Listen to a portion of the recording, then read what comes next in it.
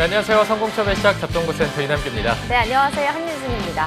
네, 합격의 마지막 관문이라고 할 수 있겠죠. 면접. 이 면접을 요즘 준비하고 있는 분들도 계실 테고 이 면접이 끝난 분들도 계실 텐데 면접이 굉장히 어려운 것 같습니다. 그 상황에서 답변하는 것도 어렵겠지만 저희가 특집으로 왜 떨어졌나를 진행하다 보면은 1분 자기소개 이거를 딱 시키면은 방송을 잘하다가도 굉장히 긴장하고 말을 어버버하고 외운 티 내는 분들이 많았는데 1분 자기소개가 중요한 만큼 오늘 그 부분에 대한 팁을 또 드리려고 하는데 꼭 피해야 될 유형 같은 게 있다고요? 맞습니다. 1분 자기소개 분량은요. A4용지 반장 분량 정도가 되고요. 대략 100명 중에서 10명은 본인이 감명받았던 이야기로 시작을 한다고 해요. 네. 근데 사실 비유를 통한 소재를 쓴다는 것 자체가 실제 사례를 뒷받침하지 않을 경우에는 최악의 경우가 된다고 하고요. 또 참고로 존경하는 인물이나 격언, 가훈, 명언도 여기에 해당된다고 하니까 자기소개 작성하시는 분들은 참고하시면 좋을 것 같습니다. 네, 1분 자기소개할 때 이 유형만 피하면은 그래도 최악의 면접은 피할 수 있을 것 같고요. 오늘 저희가 오프닝에서 알려드린 내용은 정말 빙산의 일각, 요만큼이기 때문에 앞으로 본 방송에서 나올 내용들 기대해 주시고요. 그러면 수요일 접종부센터 지금 바로 출발합니다.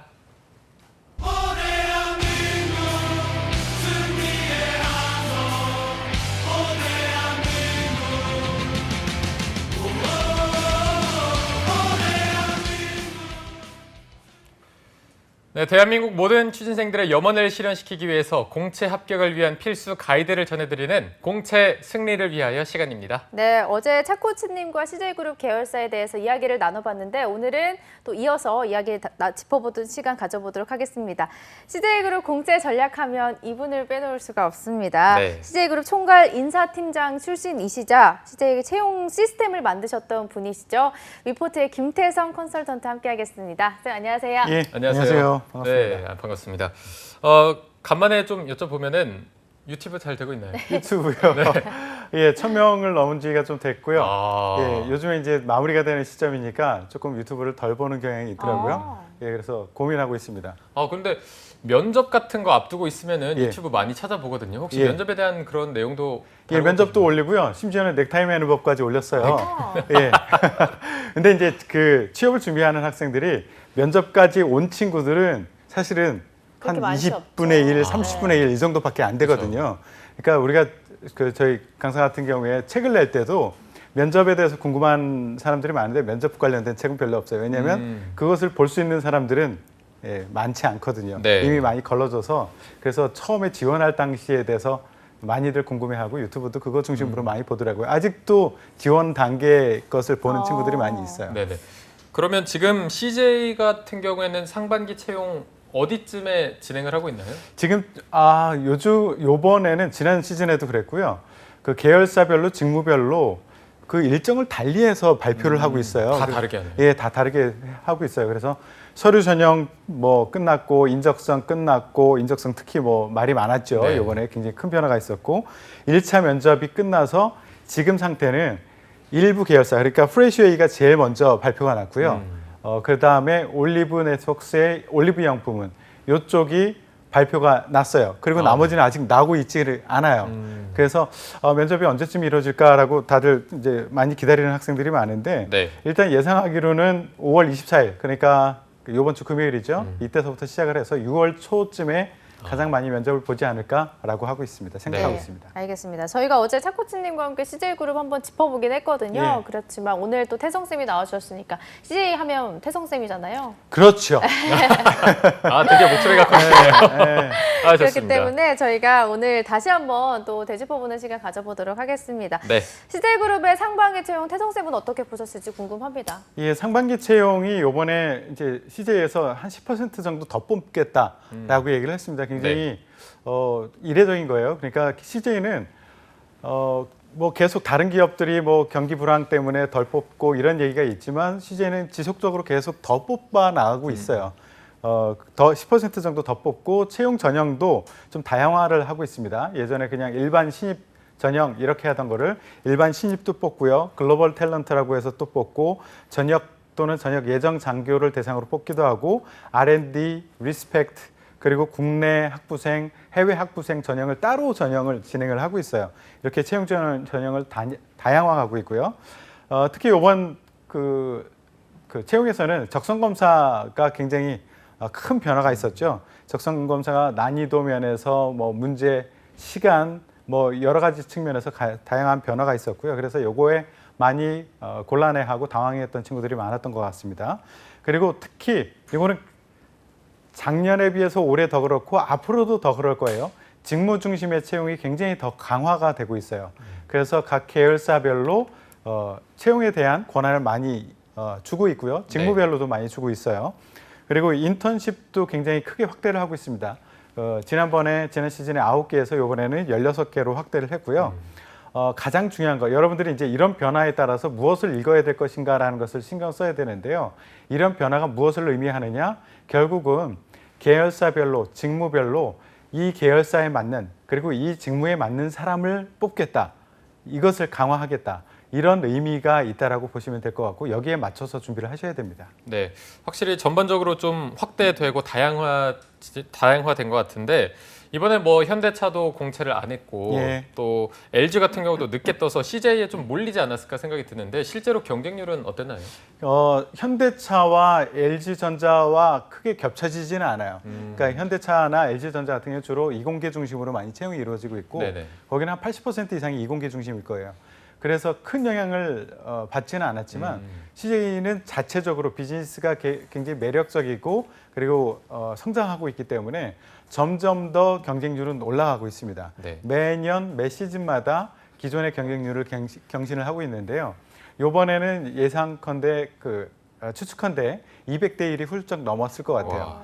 그 국내 기업 치고는 최고라고 보시면 될 것 네. 같습니다. 네. 그래서 지원 단계에서는 최종 합격자 대비 한 200대 1 정도 된다라고 보시면 되고, 인적성은 최종 합격자 대비 한 10에서 15배수 정도가 인적성을 봤을 거예요. 그리고 1차 면접은 한 4에서 5배수, 그리고 2차 면접은 2에서 3배수 이 정도가 면접을 볼 겁니다. 이게 왜 제가 정확하게 뭐 10배수, 뭐 2배수 이렇게 얘기를 안 하느냐면, 아까도 말씀드렸지만 계열사와 직무별로 각각 권한도 많이 주었고 전형도 조금 달리 진행을 하고 있고 하기 때문에 그 계열사 직무별로 약간의 유연함을 가지고 그 배수도 달리 조정을 하고 있다라고 보시면 될 것 같고요. 이제 이렇게 경쟁률이 높아지면은 스펙도 많이 올라가지 않을까라는 생각을 많이 하는데요. 네. 이게 굉장히 큰 오해예요. CJ에서는 점점 더 스펙의 중요성은 매우 낮아지고 있다라고 보시면 될 것 같아요. 그래서 이런 질문 많이 하죠. 거기 합격하기 위해서는 스펙은 어때야 됩니까? 나이 제한은 있습니까? 이런 질문들이 굉장히 많은데요. 제가 대답하기가 굉장히 힘들어요. 오히려 이 CJ 채용을 잘 모르시는 분들은 시원시원하게 대답을 해요. 네. 야, 토익 800 안 되면 안 돼. 학점은 그래도 3.5는 돼야 돼. 라고 자신 있게 말씀하시는데, 이거는 실제 CJ 채용을 안 하시는 분은 대답을 하기가 힘들어요. 왜냐하면 실제 2.8, 제 학생들도 그렇고요. 2.8도 들어갔어요. 2.8이요. 예, 지난 시즌도 그렇고 이번 시즌도 그렇고 2.8도 최종 합격도 되기도 했고, 네. 지금 시즌도 2.8도 지금 최종 면접까지 가고 있고요. 네. 그리고 토익 점수나 아니면 스피킹 점수 이거 없는 친구들도 합격해서 지금 진행되고 있거든요. 네. 그리고 뭐 학점 같은 경우도 그렇고 자격증 여부도 그렇고, 그렇기 때문에 스펙이 얼만큼 돼야지 CJ에 합격할 수 있느냐, 이런 질문은 무의미하기도 하고요. 사실 크게 영향을 주지 않는다라고 보시면 될 것 같아요. 일부 직무는 영향을 주는 것이 있긴 하죠. R&D 같은 경우에 영향을 물론 주죠. 네. 그렇지만 일반적인 경우에는 스펙은 큰 의미 없다라고 생각하시면 될 것 같아요. 네, 알겠습니다. 경쟁률도 높아졌고, 그리고 하반기에도 분명히 상반기 못지않게 네. 경쟁률이 셀 텐데, 스펙적인 부분에서 학점도 낮아도 되고 토익 토스도 없어도 된다면 도대체 어떤 걸 준비해야 할까요? 이게 이제 지원 분야에 따라서 다르다라고 보시면 될 것 같아요. 예를 들어서 이공계를 전공한 친구들이다. 이런 친구들은 주로 R&D를 지원하거나 아니면 생산관리 아니면 공무 이쪽에 지원하는데요. R&D 같은 경우에는 전공 학점 중요합니다. 분명히 봐요. 전공 학점이 중요하고 그 전공 그리고 본인의 연구 분야가 CJ에서 지금 필요로 하는 그 기술이야 라는 것을 보여주는 것이 굉장히 중요하고요. 그래서 R&D는 전공 학점 스펙이라는 부분에서 전공 학점 중요하고요. 또 하나는 이제 공무 생산 쪽에 지원하는 이공계 학생들은 이 전공 점수도 물론 기본은 깔고 있어야 되지만, 이 친구들은 스펙이라는 측면에서는 다른 숫자적으로 나오는 스펙보다는 공장에 직접 가서 한 번이라도 경험해 봤느냐, 이것이 굉장히 중요합니다. 그리고 이제 인문계 같은 경우에는 특히나 더더욱 우리가 일반적으로 고려하고 있는 뭐 자격증이라든가 학점이라든가 영어 점수라든가 이런 것은 거의 영향을 미치지 않는다라고 보시면 돼요. 오히려 그 직무에 관련된 현장에서의 서비스 경험 이런 것들이 굉장히 중요하거든요. 그래서 서비스를 직접 해봐라. B2C 영역이 많잖아요. CJ 같은 경우에는. 그래서 우리가 쉽게 알바를 하고 알바를 구하기도 쉽고 하기 때문에 이런 기회를 많이 가져보는 것이 굉장히 좋고요. 이제 글로벌 역량, 글로벌 탤런트, 뭐 어학 특기자 전형 이런 부분은 당연히 언어에 대한 이 강점이 있어야 됩니다. 그래서 언어와 관련된 스펙이 매우 중요하다 이렇게 보시면 될 것 같아요. 네. 네. 자, 저희가 이제 CJ그룹 자소서를 하나씩 살펴보도록 할 텐데 CJ 자소서 하면은 굉장히 좀 깐깐하다, 예. 어렵다 이런 평이 좀 있어서 예. 실제로도 좀 그런 편인가요? 질문 자체가 그렇게 어렵다고 생각하지는 않아요, 저는. 그런데 학생들이 어렵다라고 생각하는 이유는 준비가 안 됐다라는 이유 하나 있을 거고요. 네. 또 하나는 CJ에서는 자소서를 100% 읽어보거든요. 꼼꼼하게 읽어봐요. 예. 예, 그래서 정말 회사가 뒤집어져요. 그 시즌만 되면은 네네. 일도 제대로 못하고 그 밤도 많이 세워야 되고 그렇지만 다 읽어보라고 하거든요. 네네. 그리고 피곤하니까 대충 읽어야지 하고선 평가하고선 채용팀한테 제출하면 채용팀이 샘플링을 해서 야 이렇게 썼는데 왜 여기에 이 점수를 줬어? 라고 되묻습니다.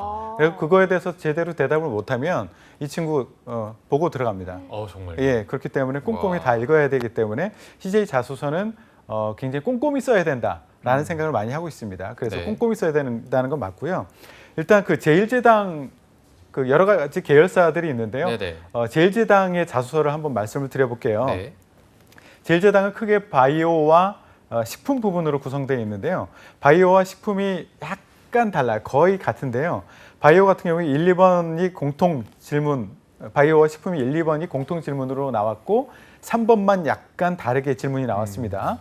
근데 3번 질문을 보시면 바이오와 식품에서 어떤 다른 인재를 필요로 하는가라는 것을 힌트를 얻으실 수 있을 거예요.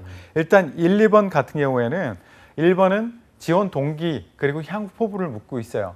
당신이 왜 이 회사를 지원했는지, 왜 이 직무를 지원했는지, 그리고 이 직무에 적합한지를 얘기해 보세요. 그리고 이 직무에 들어와서 어떻게 향후에 본인의 꿈을 이룰 것인지에 대해서 얘기를 해보세요 라는 질문이 있고요. 2번 같은 경우에 특히나 더 직무에 초점을 맞춰서 직무를 잘 수행할 수 있는 이유를 근거를 대보시오 라는 질문을 하고 있습니다. 여기에 바이오든 식품이든 공통적으로 들어가 있고요. 이제 3번에서 좀 차이가 나요. 바이오 같은 경우에는 글로벌을 굉장히 중요시하고 있습니다. 바이오가 국내 시장뿐만 아니라 해외 시장을 타겟으로 해서 굉장히 많은 사업을 진행을 하고 있거든요. 그리고 원료를 수입하는 것도 해외에서 많이 하고 있고 그렇기 때문에 글로벌 역량이 매우 중요하다. 이 얘기는 질문에서 이런 것을 묻는다는 얘기는 평가 항목, 자소서의 평가 항목에 글로벌 역량이라는 게 들어가 있다는 얘기거든요. 질문을 보면 글로벌 경험이 있느냐라는 것을 일단 물어봤고 글로벌 경험을 하면서 본인이 이 글로벌 역량을 취득하는 과정에서 어려웠던 일, 이것이 무엇이었는지 경험을 한번 얘기해 보세요. 그리고 이것을 극복하는 과정에서 본인이 무엇을 느꼈는지 이런 것을 얘기해 보세요. 여기 3번 질문으로 가 있습니다. 그리고 식품사업부 3번은 조금 달라요. 바이오 같은 경우에는 글로벌 역량이 중요하지만 식품사업부 같은 경우에는 뭐가 더 중요하냐면 우리 비즈니스, 식품에 대한 비즈니스에 대한 이해가 충분히 있어? 라는 것, 이것이 굉장히 중요하다라고 여기고 있습니다. 그래서 질문이 어떻게 되느냐면 우리 제1지당 식품 그리고 서비스 중에서 지원자께서 선호하는 제품이나 서비스 하나를 선정하고 이것이 어떤 차별화된 강점을 가지고 있는지 보완점이 있다면 무엇이 있는지 이것을 본인의 아이디어를 한번 얘기해 보세요 라고 질문하고 있습니다. 자 보세요. 이 자소서 질문을 가지고도 평가 항목이 무엇인가라는 것을 예측할 수 있거든요. 예, 자소서 분명히 식품사업부에 지원하시는 친구들은 특별히 주의해야 됩니다. 식품사업부는 내가 쉽게 비비고든 뭐 여러 가지 쉽게 접할 수 있는 게 많기 때문에 그냥 대충 쓰면 돼. 내가 아는 범위 내에서 쓰면 되는 거 아니야? 라고 소홀히 생각할 수 있는데 그렇지 않고 이걸 시장으로서 이해하고 보완점, 아이디어 이것까지 생각해낼 수 있는 그런 준비가 돼 있어야지만 쓸 수 있는 그런 영역입니다. 네. 알겠습니다. 자, 그럼 다음으로는 대한통운도 살펴주시죠. 예, 대한통운 같은 경우에는 그 사업 부문별 그리고 직무별로 크게 차이가 없어요.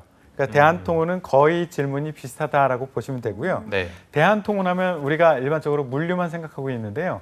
건설 부분도 있습니다. 이전에 CJ 건설 부분이 이제 대한통운으로 같이 합병이 되면서 건설 부문과 물류 부문으로 나눠져 있는데요. 건설 부문은 두 개의 질문으로 구성되어 있습니다. 건설 같은 경우에는 1번은 지원 동기를 묻고 있어요. 그리고 2번 항목 같은 경우에는 직무별로 약간의 차이는 있지만 공통적으로 이런 질문을 하고 있습니다. 당신이 직무를 입사했다고 치고 직무를 수행하는 그 과정에서 어떤 어려움이 있을 것 같으냐라는 질문을 하고요. 그런 상황에서 당신은 그런 어려움을 어떻게 극복을 할 수 있는지 극복 방안을 한번 기술해 보세요. 이렇게 얘기하고 있습니다. 이거 왜 이런 질문을 하느냐면 이것도 마찬가지예요. 직무를 지원하는데 직무에 대한 충분한 이해를 하지 못하고 지원하는 친구들이 굉장히 많거든요. 그러니까 직무에 대해서 네가 구체적으로 실질적으로 이해를 하고 있느냐라는 것을 묻는 거예요. 그리고 이 직무를 수행할 때 어려움이 많거든요. 실제 건설 부분에서는. 그렇기 때문에 네가 어려움을 충분히 인지하고 그것을 감당하고 일을 해낼 수 있겠느냐, 이탈하지 않고 해낼 수 있겠느냐, 이런 것을 묻고 싶어서 2번 질문을 이렇게 하고 있습니다. 그리고 이제 대한통운의 물류 부분은 상대적으로 중요하게 여기는 것이 물류에 대한 그리고 직무에 대한 깊이 있는 현실적인 이해를 하고 있는가, 이것을 굉장히 중요하게 여기고 있어요. 그래서 1번 같은 경우에 질문은 지원 동기를 묻는데요. 구체적으로 이렇게 묻고 있어요.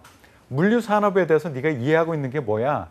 그리고 그 중에서 대한통운의 그 위상은 무엇이야? 그리고 네가 지원한 직무가 무엇인지 구체적으로 알아야지만 쓸 수 있는 이런 질문을 하고 있고요. 2번에서는 지원한 직무에서 필요로 하는 직무 역량 3가지를 한번 얘기해봐. 그 직무 역량 중에서 본인이 나는 이런 역량 강점을 가지고 있어 라는 것을 보여줄 수 있는 그런 근거를 대봐. 네가 어떤 준비를 했지? 이런 식의 질문을 하고 있습니다. 그래서 건설 부분은 이 일이 어렵다라는 것을 이해하고 그것을 극복할 수 있는지라는 것을 조금 더 강조해야 되고, 물류 부분은 이 산업에 대해서 충분히 이해하고 있고 직무에 대해서 잘 이해하고 있다는 것을 보여주는 것이 매우 중요했었습니다. 네. 이게 자소서만 봐도 대충 어떤 걸 중요시하는지 이게 보이는 것 같은데. 그렇죠. 자소서만 봐도 네. 여기서 무엇을 평가하고자 하는 건지를 충분히 이해를 할 수 있어요. 알 네. 수 있습니다. 네. 그러면 투썸 플레이스는 어떤 걸 중요시하나요? 투썸 플레이스가 이번에 굉장히 특이했어요. 네. 자소서 질문이 하나만 나왔어요. 하나요. 예. 좋은 거 아닌가요? 예. 좋다라고 생각을 하는데 질문도 짧았고, 그러니까 쓸 수 있는 공간도 짧았고요. 질문도 하나밖에 없었기 때문에 학생들은 처음에는 일단 첫 느낌은 쉽다. 쉽게 쓸 수 빨리 할수 있겠네. 있겠다. 예. 네. 그런데 질문을 보고 실제 써보면 가장 어렵다. 라고 생각했던 부분이 투썸 플레이스였습니다. 투썸 플레이스는 비즈니스에 대한 아이디어를 묻고 있습니다. 그래서 예를 들면 질문 중에 하나가 이런 게 있었습니다. 최근 글로벌 커피 시장의 트렌드와 기업형 카페 브랜드의 특성을 고려해서 투썸 플레이스가 글로벌 1위 브랜드로 성장하기 위해서 필요한 상품 전략에 대해서 본인의 아이디어를 한번 자유롭게 기술해 보세요. 이렇게 했습니다. 자, 봐요. 기존에 했던 것처럼 다른 질문이 아니라 지원 동기를 쓰세요. 본인의 장단점을 쓰세요. 다른 기업처럼 이렇게 쓰면은 기존에 준비했던 그 자료를 가지고 나 장단점 이런 게 있어요. 이렇게 카피 페이스트하고 살짝만 수정하면 됐어요. 네. 근데 이거는 투썸 플레이스에 대해서 그리고 커피 시장에 대해서 기업형 카페 브랜드에 대해서 충분하게 공부를 하지 못하면 시작도 못합니다. 한 글자도 못 쓰겠네요. 한 글자도 못 씁니다. 그렇기 때문에 이게 제일 어려웠어요. 까다롭군요. 그래서 이게 푸드빌과 투썸 플레이스 이게 이제 한두 개 질문으로 구성돼 있었는데 신입 같은 경우에 방금 전에 얘기했듯이 시장에 대한 깊이 있는 이해 그리고 전략을 마련을 해야지만 쓸 수 있는 질문으로 구성되어 있었고요. 리스펙 전형하고 장교 전형은 질문이 2개였었어요. 근데 요거는 조금 일반적인 질문으로 나왔습니다. 지원 동기하고 그 직무를 잘 수행할 수 있는 이유를 쓰세요라는 이런 질문으로 구성되어 있었습니다. 네. 알겠습니다. 자, 그러면 마지막으로 프레시웨이의 자소서 특징도 짚어주시죠. 예, 프레시웨이는 좀 평이했어요. 예, 특별한 자소서 질문은 없었고요. 자소서 질문이 2개로 구성되어 있었는데요. 1번 같은 경우에는 기업 그룹의 공통으로 가지고 있는 지원 동기, 왜 이 회사에 지원했어? 왜 이 직무를 하려고 해? 라는 것과 이 회사에 들어와서 향후에 어떤 일을 하고 싶어? 향후 포부를 얘기해봐.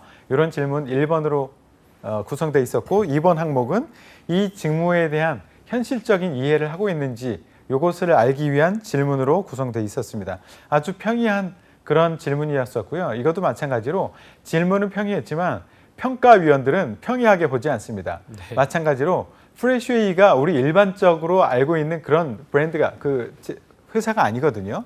B2B 사업을 주로 하고 있기 때문에 이것도 마찬가지로 이 기업이 하고 있는 비즈니스 그리고 경쟁 관계 어떤 전략을 가지고 어떻게 하고 있는지 이것을 깊이 있게 이해하지 못하면 추상적인 얘기, 그냥 떼쓰는 얘기 이것으로 꽉 채워서 제출했었을 겁니다. 네. 이런 친구들은 합격하기 힘들어요. 네. 이게 확실히 계열사별로 다 다른 회사라고 볼 정도로 자소서가 다 달랐는데 예. 그렇다면 이번 하반기에는 좀 뭐 자소서에 변화가 있을지 어떻게 예상하시나요? 예, 그 기본 틀에는 큰 변화가 없을 거라고 생각이 됩니다. 네. 예, 그런데 이제 틀은 변화가 없을 건데 자소서 항목 특히 3번 항목은 각 계열사별로 직무별로 지금보다 더 특화된 질문들로 구성될 가능성이 매우 큽니다. 그러니까 아까도 얘기했지만 CJ그룹 그리고 CJ뿐만 아니라 다른 많은 기업들이 그 특징이 있는데 직무에 대한 중요성을 점점 더 강조를 하고 있어요. 네. 그래서 자소서를 통해서도 이 친구가 이 직무에 대해서 얼만큼 깊이 있게 이해하고 있는가 이런 것을 확인하고 싶어 하거든요.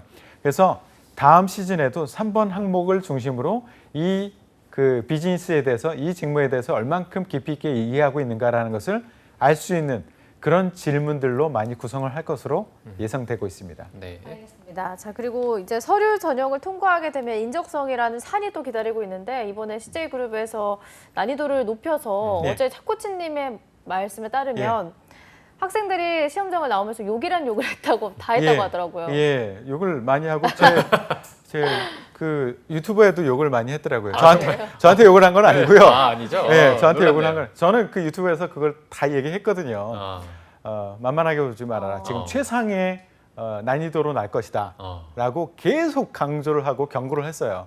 그래서 그럼에도 불구하고 진짜 선생님 말씀대로 엄청 어렵게 나왔네요. 나오면서 욕 많이 했습니다. 라는 얘기를 했어요. 네. 근데 욕할 게 뭐 있습니까? 예. 그렇죠. 예. 그 하반기에도 그러면 또 난이도를 더 높일 건지 아니면 예. 이걸 유지할 건지 어떻게 예상하시나요? 예, 제가 예상하기로는 유지할 것으로 봅니다. 이미 높일 만큼 높였어요. 아, 예, 그리고 더 욕 안 먹으려면 예. 유지를 살짝 해야죠. 이 정도면 되지 않았을까? 일단 한번 보고 나면 기업에서 인적성 보고 나면 어떤 작업을 하느냐면 학생들의 점수를 보고 이걸 가지고 어느 정도 변별력이 생겼느냐라는 것을 가지고 난이도 조정을 살짝 해요. 그런데 제가 보기에는 이 정도면 충분한 수준의 난이도, 고난이도였다라고 생각되기 때문에 더 높이지는 않을 것으로 예상됩니다. 네. 예. 일단 현 수준을 유지할 것이다 이렇게 해주셨고 어제 차 코치님이 또 인적성을 짚어주셨기 때문에 태성쌤도 간단하게만 예. 인적성 특징을 짚어주시죠. 예, 시간이 많이 늘어났다는 것은 뭐 얘기를 하셨을 거라고 네네. 보고요. 시간이 늘어났기 때문에 굉장히 뭐 여유있지 않았을까라고 생각했을 텐데 예전에 시간이 적었을 때보다도 시간이 더 적다라고 느꼈을 거예요. 문제가 그만큼 또 문제가 어려웠기 길어졌죠. 때문에 그리고 지난 시즌까지는 영역별 구분 없이 묶어서 했었는데 이번에 영역별로 좀 교실을 나눠서 그래서 진행을 했었고요. 네. 도형 부분, 도형과 비슷한 부분, 이 부분이 추가가 됐는데 이것도 계속 유지가 될 거라고 봅니다. 네. 알겠습니다. 자, 그러면은 CJ그룹 상반기 채용에 지원한 구직자들 1차 면접 치르고 2차 면접에 온 힘을 쏟고 있을 시기인 것 같은데 CJ그룹의 면접 특징도 한번 살펴주시죠. 어제 차코치님이 무슨 얘기를 했는지 잘 몰라가지고 겹쳐지지 않을까 싶어가지고 계속 이렇게 생각하면서 하고 어제 있거든요. 면접은 많이 못 따라서 오늘 그래요? 태성쌤이 다 풀어주시면 될 것 같아요. 아 그래요? 예. 예, 알겠습니다. 마음 놓고 이제 활보하셔도 됩니다. 예, 뭐 전에 얘기했던 것 중에서 겹쳐진 거 많았죠. 아니요. 살짝 있었어요? 네, 괜찮습니다. 여기는 살짝이라고 아니요 하는데. 예. 자, 면접. 면접에 대해서 말씀드리면 CJ의 면접은 항상 강조하지만 구조화된 면접, 대표적으로 구조화된 면접을 하는 곳이에요. 이 구조화된 면접이라는 게 무엇이냐면은 누구를 뽑을 것이냐, 무엇을 평가할 것이냐, 어떻게 평가할 것이냐 이런 것이 다 틀이 짜져 있다는 얘기예요. 이걸 채용팀에서 다 짜놓고 면접위원들은 그것을 철저하게 교육을 받아서 그대로 진행한다. 이렇게 보시면 돼요. 그래서 면접관들이 다른 일반 기업에서 하듯이 마구잡이로 질문하지 않습니다. 그리고 평가할 때도 이 친구 마음에 드는데 이 친구 성실해 보이는데 뭐 이 친구 사람 좋아 보이는데 이렇게 해서 2차 면접으로 넘기거나 뭐 최종 합격을 시키거나 이렇게 하지 않아요. 철저하게 우리는 요것만을 평가할 거야. 그리고 요걸 평가하기 위해서는 이런 질문을 해야 돼라는 것들이 이미 어느 정도 틀이 갖춰져 있는 그런 면접이다. 그렇기 때문에 여러분들 준비할 때도 그 틀에 맞춰서 준비하는 것, 이것이 굉장히 중요합니다. 그리고 또 하나의 특징은 이제 스펙이 상대적으로 중요하지 않다. 그러니까 면접까지 올라갔으면 이런 질문들을 많이 하는 친구가 있는데요. 면접까지 올라갔는데 선생님 저 학점이 매우 낮기 때문에 영어 점수가 낮기 때문에 불리하지 않을까요? 이런 얘기를 많이 하거든요. 불리하지 않습니다. 일단 면접까지 올렸다는 것은 스펙은 영향이 없다라고 보시면 돼요. 스펙에 문제가 있어서 뽑으면 안 되겠다고 생각하면 이미 서류 전형에서 걸렀어요. 예, 그렇기 때문에 걱정하지 마시고. 그러면 실제로 갔을 때 예. 만약에 학점이 낮은 분이 올라가면은 예. 그 학점에 대한 질문은 하죠. 공격을 하긴 하나요? 예, 아. 하죠. 이게 좋은 질문 하셨어요. 예, 잘하셨어요. 괜찮아요? 예. 예, 면접 갔을 때 학점에 대한 이야기 공격을 많이 합니다. 근데 학점에 대해서 공격했는데 학점이 낮아서 마이너스 주지는 않아요. 다른 것을 보고 싶은 거죠. 네네. 그러니까 면접을 할 때 면접위원들은 이런 그 기술들이 있어요. 면접의 기술들이 있는데 지원자들을 강하게 압박을 해보고 때에 따라서는 이렇게 느슨하게 만들어보는 거죠. 방심하게 만들어서 이 친구의 진짜 알맹이를 보고 싶은 거야. 나의 것을 보고 싶은 거야. 근데 그냥 정상적인 방법으로 해서는 지원자들이 워낙 포장을 잘해와요. 철저하게 대답을 잘합니다. 그렇기 때문에 원래의 모습을 볼 수가 없어요. 그래서 압박을 해보는 거야. 학점이 이래서 어디 일할 수 있겠습니까? 성실하지 않았던 것 같은데요? 이런 식으로 질문하거든요. 네. 그러면은 그것을 학점 때문에 떨어뜨리려고 하나 보다라고 생각하면서 이 친구가 방심하거나 아니면 압박을 느껴서 본인의 제대로 된 모습을 이제 사실 제대로 된 모습을 보이는 거죠. 포장이 뜯기기 시작하는 네네. 거죠. 본 모습이. 예, 본 모습이 보이기 시작하는 아. 거죠. 그렇기 때문에 이런 질문 분명히 있을 수 있어요. 학점 네. 낮은 친구들, 영어 점수 없거나 이런 친구들. 그렇지만 공격받았다고 이것 때문에 떨어진다. 이렇게 생각하지 마시고요. 스펙에 영향을 받지 않는 면접이다라고 생각하시면 되고요. 또 하나는 전 단계 전형. 서류 전형에서 내가 점수를 잘 못 받았을 것 같아. 아니면 인적성을 잘 못 받았는데 운 좋게 합격한 것 같아. 이것 때문에 면접에 영향을 받지 않을까? 이런 걱정을 하시는데 전혀 영향이 없습니다. 그렇기 때문에 지금서부터 시작이다라고 생각하고 면접을 철저히 준비하시는 것, 이런 것이 굉장히 중요하고요. 네. 1차 면접하고 2차 면접도 약간의 차이는 있습니다. 1차 면접 같은 경우에는 직무 면접하고 심층 면접으로 구성되어 있는데 실질적으로 직무에 초점이 맞춰져 있다. 그리고 비즈니스에 초점이 맞춰져 있다라고 생각하시면 되고 2차 면접은 여러분들 아시다시피 임원들이 궁금해하는 것은 조금 다른 면이 있습니다. 이건 뒤에서 조금 더 자세히 설명드릴게요. 네, 알겠습니다. 자, 그리고 제가 좀 개인적으로 궁금한 게 전혀 영향력이 없다고 하셔가지고 만약에 뭐 지원자 2명이 중에서 요즘에 취준생들 너무 다 대단하잖아요.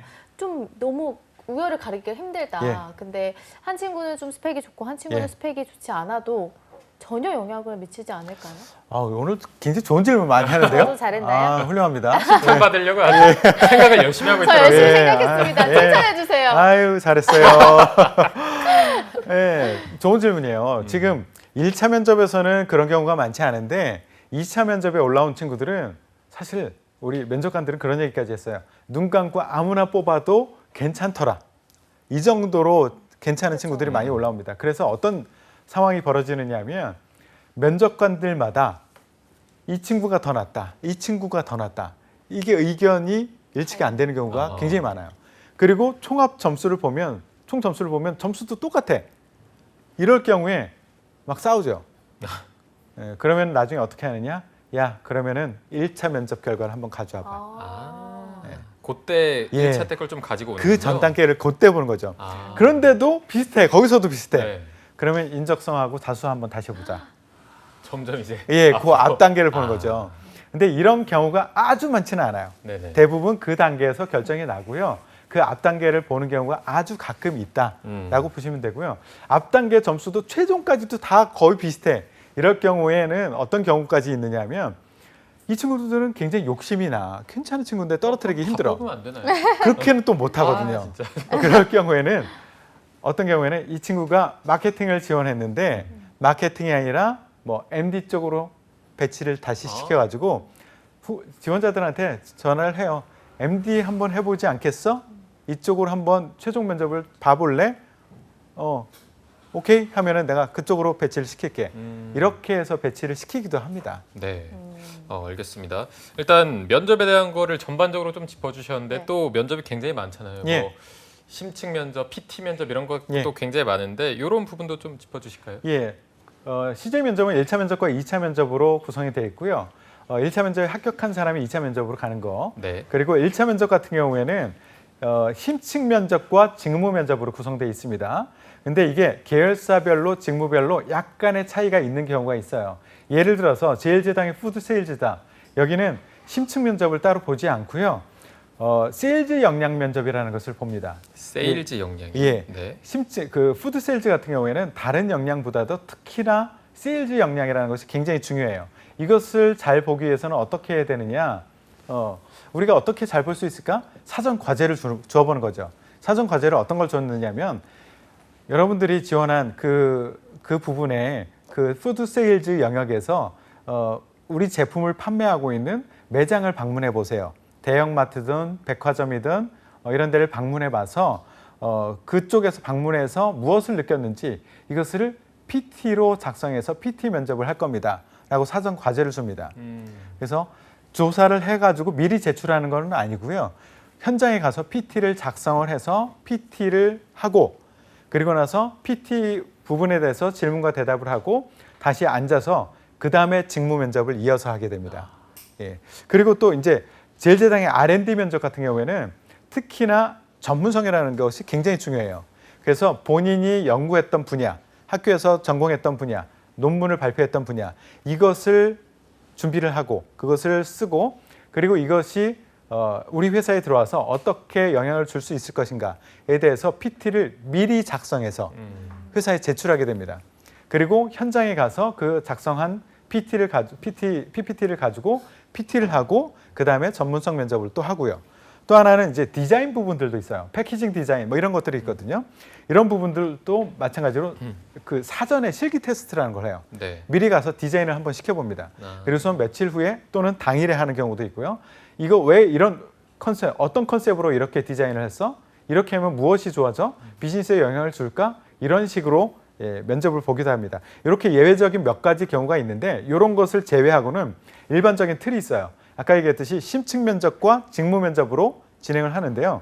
심층 면접 같은 경우에는 어떻게 진행하느냐 하면 2시간 정도를 진행을 해요. 네. 예전에도 말씀드렸지만 제가 처음에 심층 면접을 만들었을 때는 8시간으로 했어요. 근데 면접관들이 몸살이 나가지고 너무 힘들어서 그래서 2시간짜리로 줄였습니다. 여기서는 한 팀이 한 6명 정도가 들어가요. 한꺼번에 들어가. 그리고 주제를 받습니다. 주제를 받고 그 주제에 대한 본인의 아이디어를 개별 PT를 하고 그리고 나서 그 결과를 가지고 다시 팀 토의를 합니다. 그래서 팀의 안을 가지고 다시 팀 PT를 해요. 그럼 면접관이 이렇게 듣고 있다가 그거는 시장에서 이미 나와 있는 건데 수익성이 날 수 있을까요? 이런 식으로 챌린지를 합니다. 그러면 그 피드백을 받아서 2차 팀 논의를 해요. 그리고 팀 논의를 한 다음에 다시 최종 발표 또는 보고서를 제출하고 끝내는 것으로 합니다. 네. 그래서 이게 PT 면접과 토론 면접을 합쳐놓은 면접이다. 이렇게 보시면 되고요. 항상 제가 강조하지만 PT와 PT 면접은 다르다. 토론과 토론 면접은 다르다. 이렇게 생각하고 우리는 면접이라는 것이 뒤에 붙은 이상 이 사람들은 무엇인가를 평가하고 있겠구나. 평가 항목이 무엇인지를 알아내고 그것에 초점을 맞춰서 면접을 대비하시는 것이 좋고요. 그다음에 이제 직무 면접을 합니다. 직무 면접은 우리가 일반적으로 알고 있는 그런 질문과 대답으로 하는 그런 면접이에요. 네. 그런데 이제 초점이 직무에 초점이 맞춰져 있다는 거죠. 이것도 마찬가지로 회사에서 강조하고 있는 채용 홈페이지에 나와 있는 직무 역량이 무엇인가라는 것을 확인하고 그리고 대비하시는 게 좋고요. 이거는 한 평균 40분에서 50분 정도 진행을 하고요.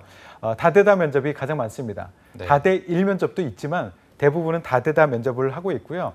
지원자가 3명에서 5명이 한꺼번에 들어가서 공통 질문도 받고 개인 질문도 받고 이렇게 하는 면접입니다. 네. 알겠습니다. 저 마지막 관문까지 정말 긴장을 놓칠 수가 없는 것 같습니다. 현재 그러면 임원 면접에서 예. 고득점을 받기 위한 태성쌤만의 팁이 있을까요? 예, 이거는 마찬가지예요. 구조화된 면접을 하기 때문에 평가 항목을 결정하는 것, 정리하는 것이 가장 중요하고요. 1차 면접과 2차 면접이 조금 평가 항목에서 차이가 있는 것은 뭐냐면 1차 면접에서는 직무 중심으로 이루어졌는데 2차에서는 조금 더 그 회사 차원의 인재상 여기에 조금 더 초점이 맞춰져 있습니다. 그리고 여기에 플러스 문화라는 측면, CJ 문화가 있거든요. 이 친구가 이 문화에 잘 적응을 해서 오랫동안 일할 수 있는가 이런 것을 보려고 해요. CJ의 대표적인 문화 몇 가지 키워드를 말씀드리면은 유연함, 오픈마인드, 그리고 책임감 이런 것들이 있거든요. 이런 것을 조금 더 가미해줘서 얘기해 좀 대비하시면 좋을 것 같고요. 또 하나 제가 여기서 말씀드리고 싶은 거, 이거는 평가 항목에 나와 있지는 않지만 임원 면접에서 영향을 어느 정도 미치는 것이 있습니다. 제가 채용을 진행을 할 때 임원들이 엄청 찾아왔었어요. 야, 꼭 이렇게 복잡하게 해야 되냐? 나는 척 보면 알아. 난 느낌만 딱 보면 알아. 아, 관상 면접. 예, 눈빛만 봐도 알고 말 몇 마디만 해보면 알아. 이런 얘기를 많이 하거든요. 네. 이거를 2차 면접에서, 임원 면접에서는 완전히 무시하지 못합니다. 예, 평가 항목이 분명히 있지만 네네. 이 사람들은 어느 정도 정성적인 부분에 영향을 받는 사람들이에요. 네네. 그래서 정성적인 부분에 영향을 받기 때문에 여러분들은 내가 뭐 복장도 그렇고 미소도 그렇고 말투도 그렇고 이렇게 하는 게 좋을까 이렇게 하는 게 좋을까라고 고민이 될 때는 좀 보수적인 선택을 하세요. 어차피 임원으로 들어오시는 분들은 조금 더 연세가 있으신 분이기 네. 때문에 여러분들 세대보다는 조금 더 상대적으로 보수적인 것을 선호하는 그런 경향이 있기 때문에 보수적인 선택을 해라. 이런 팁을 드릴게요. 네. 알겠습니다. 면접을 앞두고 굉장히 또 꿀팁이 됐을 것 같은데 마지막으로 짧게 신의 한 수까지 부탁드리겠습니다. 예, 신의 한 수. 현장의 언어를 수집해라. 현장의 언어. 예, 현장의 언어를 수집해라. 수집. 예, 예, 좀 오래된 거죠, 이거. 수집해라. 이게 뭐냐면 어떻게 해야 되느냐. 현장을 일단 방문하지 않으면 현장의 언어를 알 수 없어요. 그렇죠. 예, 이게 CJ에서 면접할 때 또는 자소서를 읽을 때 보면 너무 추상적인 얘기를 하는 친구들이 굉장히 많거든요. 네. 이런 친구들 면접에 와서 대답을 듣고 나서 예, 좋습니다. 그것을 여러분들의 조카나 어머니한테 얘기하듯이 다시 한번 쉽게 설명해 보세요 라고 하면 한마디도 못하는 친구 많거든요. 이 친구들은 그냥 글로서 공부한 거야. 현장에 가서 그 사람들이 쓰는 용어가 무엇인지를 모르고 그리고 오는 친구들이 많거든요. 그렇기 때문에 일단 현장을 방문해라. 그리고 그 사람들만 쓰는 이 직무에서만 쓰는 용어를 수집해서 그것을 자소서에서 활용하고 면접에서 활용하고 하면 면접관들 그리고 자소서 평가위원들이 이 친구들은 좀 아는데? 라는 생각을 해서 점수를 더 좋게 줄 수 있는 그런 기회가 많이 될 겁니다. 네. 현장을 방문하십시오. 알겠습니다. 오늘 CJ그룹에 대해서 짚어봤습니다. 위포트의 김태성 컨설턴트 함께했습니다. 오늘 말씀 고맙습니다. 고맙습니다. 네, 접정보센터 1부는 여기서 마무리해보도록 하고요. 잠시 후 2부에서는요. 일자리 방방곡곡이 준비되어 있고요. 네, 그리고 취준생들의 인권을 지키고 알 권리를 챙겨드리는 코너죠. 취준생 인권위원회도 준비되어 있습니다. 네, 저희는 잠시 후에 뵙겠습니다. 채널 고정!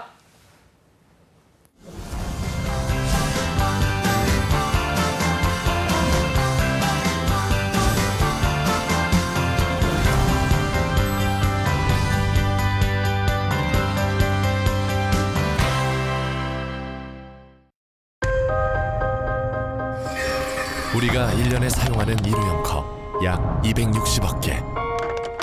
플라스틱 컵이 분해되는 시간 최소 500년. 지구도 한 번 쓰고 버리실 건가요? 늦지 않았습니다. 일회용품 줄이기, 나부터 시작입니다.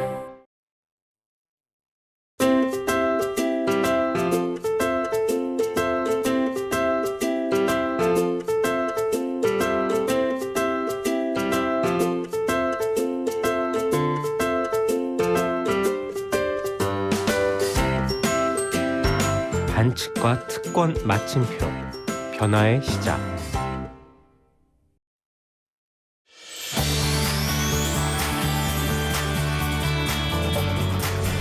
한국 직업 방송을 보면 취업이 보입니다.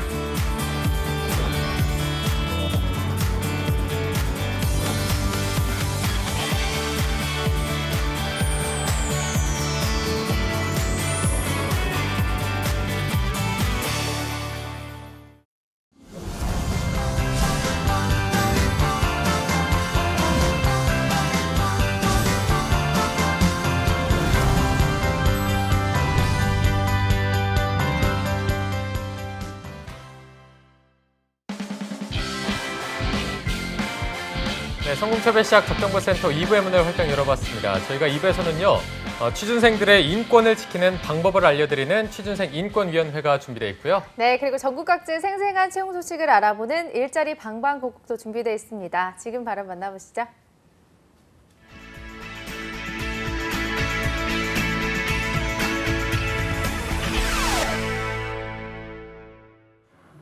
네, 매일매일 전국 각지의 생생한 채용 정보를 알아보는 일자리 방방곡곡. 오늘은 경기도 먼저 연결해 보겠습니다. 수원고용센터의 이연자 주무관님 안녕하세요. 네, 안녕하세요. 수원고용복지플러스센터의 이연자입니다. 네, 오늘은 어떤 일자리 소식 가져오셨나요? 이번 주 소개해드릴 구인업체는 수원시 영통구에 위치한 주식회사 AP테크놀로지입니다. 기능성 식품을 연구 개발하는 업체로 마케팅 담당자 1명을 모집합니다. 직무 내용은 프로바이오틱스와 관련된 기능성 식품 마케팅 업무로 학력은 대졸 이상, 경력은 관계없이 지원 가능합니다. 주 5일 근무로 급여는 연봉 3천만 원 이상이며 면접 시 급여 협의 가능하고 접수 마감일은 채용 시까지이니 관심 있으신 구직자분들은 워크넷 구인 정보를 확인하여 이력서와 자기소개서를 준비해 우편 또는 이메일로 지원하시기 바랍니다. 네, 경력 무관한 구인건으로 마케팅 담당자 1분 채용하고 있습니다. 관심 있는 구직자 여러분들의 많은 지원 바라겠습니다. 주무관님 바로 다음 소식도 알려주시죠. 다음으로 소개해드릴 구인업체는 화성시 동탄면에 위치한 주식회사 동탄 ENG입니다. 전기, 전자 및 반도체 부품을 생산, 가공하는 업체로 생산팀 관리 직원 1명과 반도체 라인 직원 3명을 모집합니다.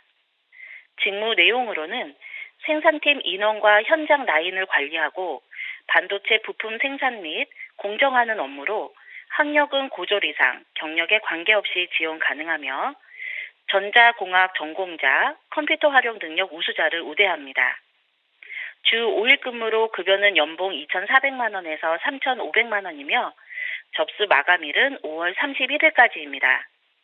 원거리 직원을 위해 기숙사도 지원한다고 하니 관심 있으신 구직자분들은 워크넷 구인 정보를 확인하여 이력서, 자기소개서, 졸업증명서를 준비해 이메일로 지원하시기 바랍니다. 네, 이 구인건 또한 경력 무관하게 모집을 하고 있습니다. 관련 구직자 여러분들은 마감일보다 빠르게 지원해 보시기 바랍니다. 주무관님, 오늘 소식 고맙습니다. 고맙습니다. 네, 다음으로는 서울의 박혜솔 주무관님 연결되어 있습니다. 주무관님 안녕하세요. 안녕하세요. 서울고용센터 박희솔 주무관입니다. 네, 오늘의 채용 소식 알려주시죠. 네, 첫 번째 알려드릴 소식입니다. 서울 동대문구 장안동에 위치한 주식회사 다솔에서 포토그래퍼 1명을 모집합니다. 초대졸 이상의 학력과 3년 이상의 경력이 필요하고 제품 컷, 룩북 촬영 및 촬영 샘플 관리 등의 업무를 담당하게 됩니다. 사진 전공, 패션 그래픽 디자인 전공자를 우대하며 급여는 연 3천만 원입니다. 이력서 자기소개서와 함께 사진 촬영 및 보정자료 포트폴리오를 첨부하여 지원하시면 됩니다. 접수 마감일은 6월 14일까지로 자세한 사항은 워크넷을 참고하시기 바랍니다. 네, 3년 이상 경력의 포토그래퍼 1명 채용하고 있습니다. 관심 있는 구직자 여러분들은 마감일 맞춰서 지원해 보시기 바랍니다. 주무관님, 오늘 다음 소식도 바로 알아볼까요? 네, 다음 소식 알려드립니다. 서울 서초구 방배동에 위치한 주식회사 잘레시아에서 신입 마케팅 홍보사원 1명을 모집합니다. 초대졸 이상의 마케팅 관련 전공자를 채용하며 IT 업종 인턴 경험자, 동영상 그래픽 툴 가능자를 우대합니다.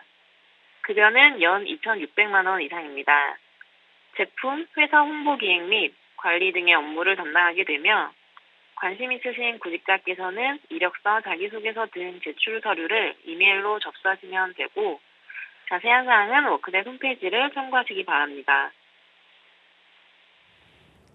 네, 신입 마케팅 및 홍보 사무원 1명 채용하고 있습니다. 관심 있는 구직자 여러분들의 많은 지원 바라겠습니다. 주무관님, 오늘 소식 고맙습니다. 감사합니다. 네, 지금까지 일자리 방방곡곡 경기와 서울 지역의 채용 정보 알아봤습니다.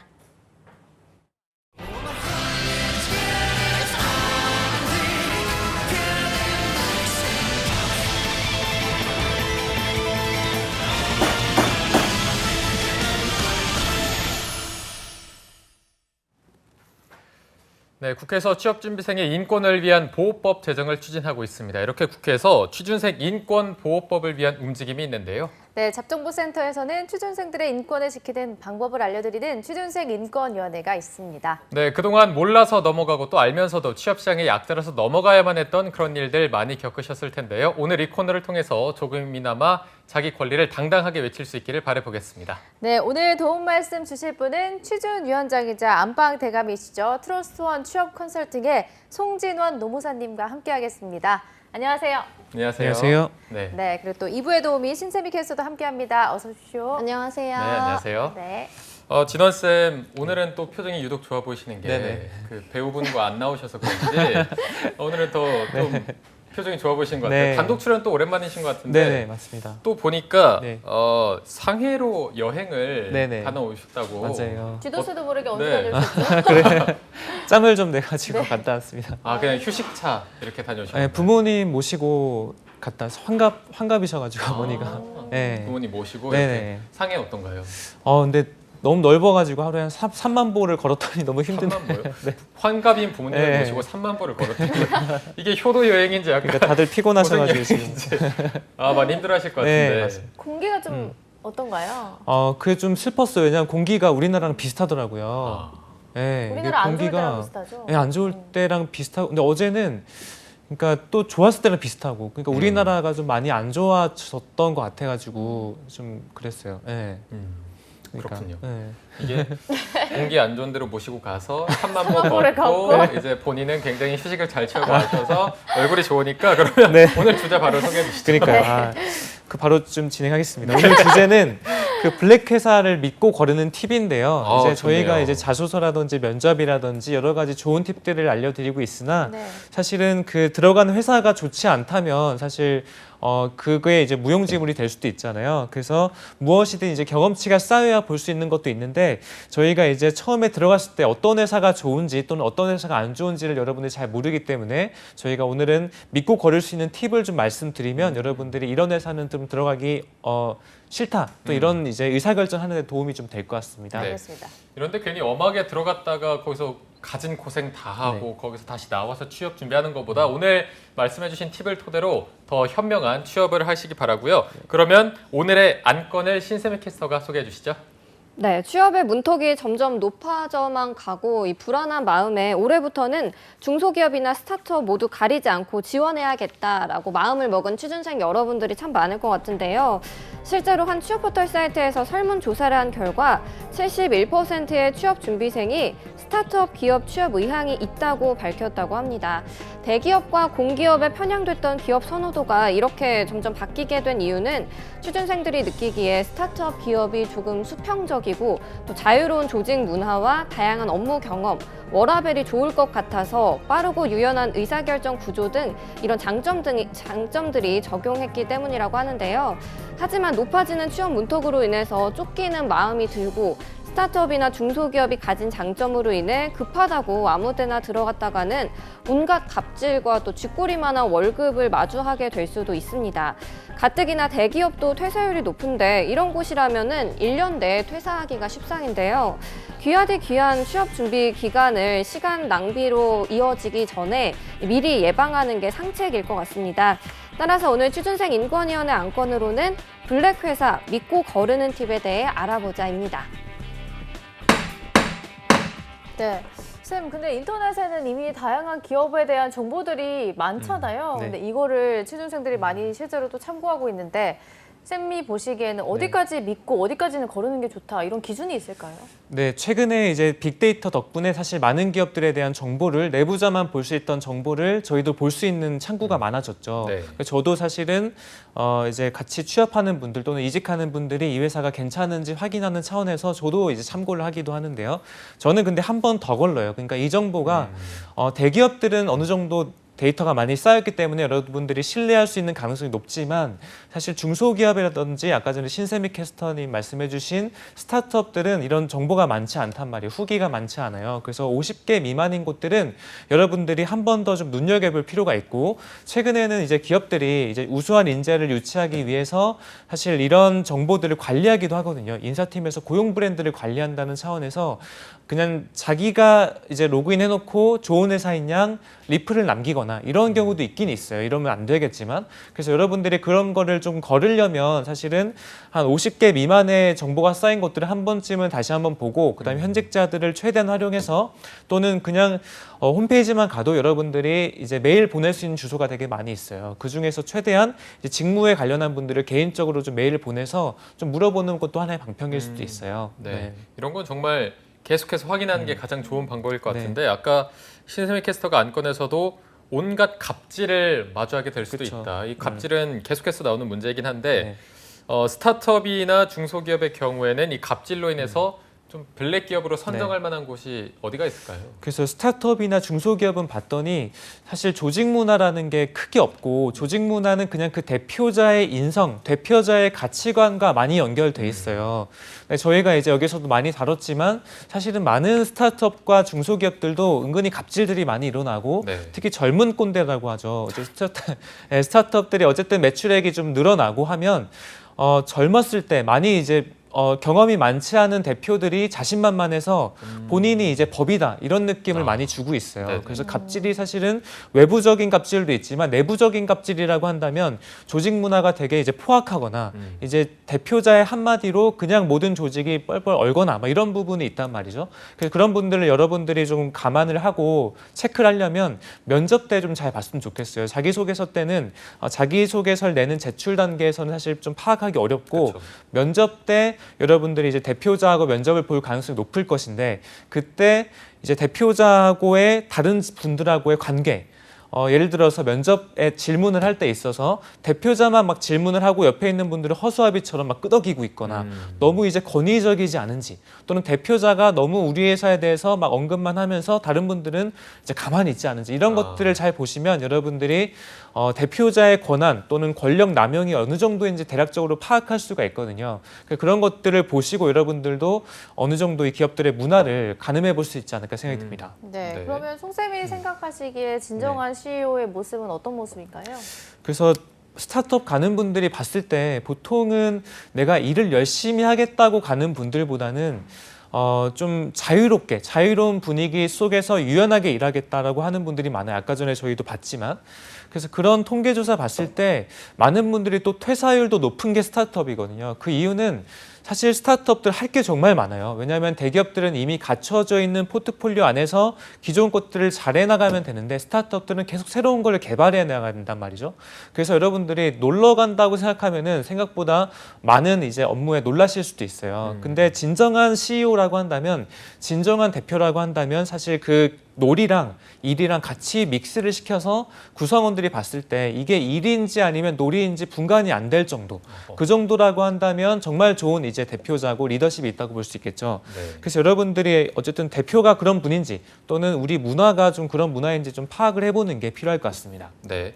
사실 요즘 취준생 여러분들은 무조건 대기업 이런 거보다 정말 괜찮은 스타트업이나 중소기업 들어가서 네. 좀 일을 제대로 배워보겠다 이런 마음가짐인 분들도 있거든요. 네. 그래서 혹시나 그런 쪽으로 입사하고 나서도 주의해야 될 점이 있다면 어떤 게 있을까요? 네, 그래서 스타트업들이 많이 겪는 이제 고통 중에 하나가 개국 공신에 대한 거예요. 개국 공신이 뭐냐면 스타트업들 초기에는 초기 멤버들이 있을 거란 말이죠. 그래서 네. 매출액이 어느 정도 될 정도까지 같이 성장한 뭐 밤도 샜을 것이고 그랬는데 스타트업이 성장하고 직원 수가 막 10명, 20명 넘어갈수록 이제 전문가들을 데리고 온단 말이에요. 여러분들도 이제 전문가로 들어가는 거예요. 근데 그렇게 되면 처음에 이제 갖고 있었던 역량보다 조직에서 요구하는 수준이 높기 때문에 처음에 스타트업 오픈 때는 오픈 멤버로 같이 했으나 능력 발휘가 못하는 분들이 있을 수 있어요. 근데 그런 분들은 능력에 따른 보상이라든지 능력에 따른 평가가 안 되기 때문에 다른 분들한테 피해를 많이 끼치고 또 들어가는 분들은 능력에 따라 내가 대우도 받고 뭐 인센티브도 받고 또는 여러 가지 스톡 옵션도 받고 싶은데 저분은 일도 안 하는데 많이 가져가고 일도 안 하는데 임원이라고 하네. 이런 이제 편파가 있을 수 있단 말이죠. 편차가. 그래서 여러분들이 스타트업 취업 취업을 할 때는 과연 정말 이 회사는 능력에 따른 보상이 이루어지는지, 단순 보상이 샐러리만을 의미하지 않고 제가 아까 말씀드렸다시피 여러분들이 능력이 있으면 그만큼 스톡 옵션을 바랄 수도 있고 추가적으로 임원 자리를 바랄 수도 있는 것이 스타트업이거든요. 그래서 여러분들의 이제 재능 또는 능력을 파악하는 것도 좋지만 그만큼 이 스타트업 또는 이 중견기업에서 여러분들의 그런 것들 바랄 수 있는 곳인지 또 한번 파악해 보는 게 중요할 것 같습니다. 네. 오늘 진원쌤이 블랙 기업에 대해서 조금 짚어주셨는데 네. 진원쌤도 어쨌든 취준생들한테 인생 선배고 또 네네. 취업 선배일 텐데 선배로서 조금 한마디 해주신다면 어떤 게 있을까요? 그래서 오늘도 지금 3건이 면담이 잡혀 있는데요. 다 대기업 출신이랑 금융권, 1금융권에서 온 분들이요. 그 지금 어떤 제가 면담을 하냐면 당장 지금 도저히 못 견디겠다. 이 조직 문화, 답답한 조직 문화와 내가 정말 그 여기에서 헌신할 수 없다는 게 확정인데 선생님 저 정말 퇴사하고 싶어요라고 오는 분들이 너무 많아요. 그래서 여러분들께 드리고 싶은 말씀은 좋은 회사랑 좋은 직장이랑은 다르거든요. 그래서 여러분들이 매출액만 보고 또는 이 브랜드만 보고 들어가면 여러분들이 꽤나 소위 이제 밀레니엄 시대에 여러분들에게는 사실 퇴사 가능성이 되게 높을 수도 있어요. 그래서 여러분들이 명확하게 나에 대한 분석이 먼저라고 좀 볼 수 있고 좋은 회사라고 한다면 이제 한 2가지 정도 지표를 말씀드릴게요. 첫 번째는 인당 매출액 그리고 인당 순이익 정도 보시면 좋아요. 그러니까 한 사람당이 얼마만큼 캐파를 가지고 매출액을 끌어오는지 또는 한 사람이 얼마만큼 수익이 나는지 그에 따라서 보통은 연봉이라든지 출장, 해외 출장 또는 여러분들이 바라는 복지 수준 이런 것들이 비례를 좀 하고 있거든요. 제가 인사노무자문 해봤을 때 여러분들 들어갔을 때 이 회사가 어느 정도 한 사람이 슈퍼맨적으로 좀 하고 있는 곳이냐 이런 것들 보시면 훨씬 더 여러분들이 좋은 직장을 고를 수 있는데 도움이 될 것 같습니다. 네. 오늘 송진원 쌤 취준생 입장에 서서 열변을 토해 주셨고요. 함께 수고해 주신 신세미 캐스터 두 분도 모두 고맙습니다. 네, 오늘 잡정보센터 준비한 내용은 여기까지고요. 내일은 공채 승리를 위하여가 계속됩니다. 네, 저희는 내일 오전 10시에 찾아뵙겠습니다. 여러분 고맙습니다. 고맙습니다.